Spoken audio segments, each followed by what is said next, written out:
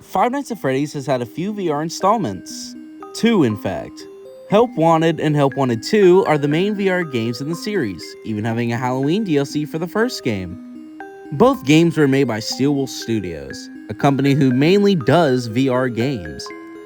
They eventually turned those games into flat mode, no longer requiring a VR headset to play. Of course, they do non-VR games also, like Security Breach, and recently, as of now, Secret of the Mimic. However, that will eventually change. Again.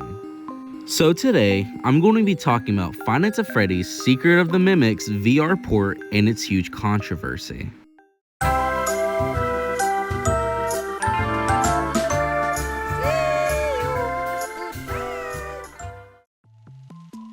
When Secret of the Mimic got announced, it was added to the PlayStation Store, revealing that the game is going to be a VR game.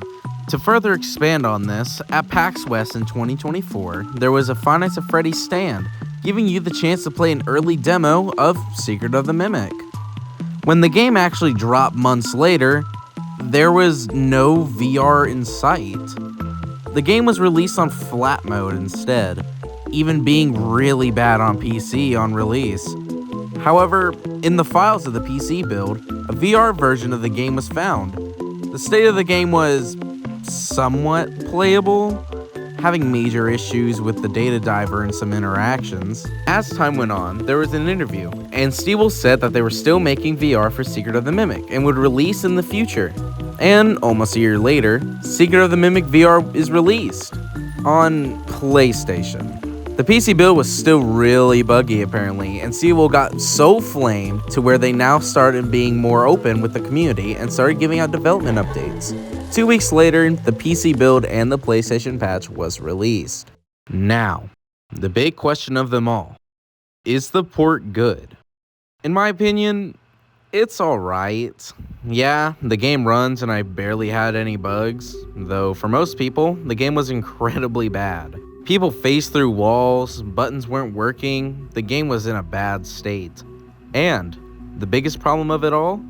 The VR port wasn't even made by Steel Studios. Yeah, a game company that basically specializes in VR games didn't make a VR port. That's insane for most people, even me.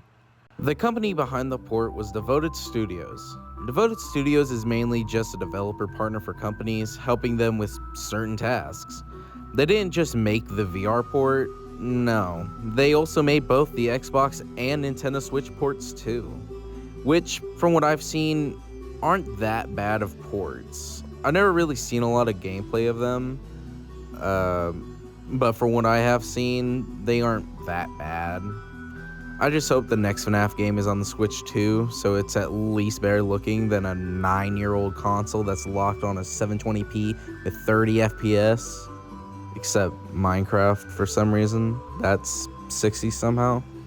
Secret of the Mimic's VR port isn't the greatest, and I think it still needs more patches. For my own gameplay, I didn't experience a lot of bugs. I clipped through a locker and fell through the floor out of nowhere though. That's cool, I guess.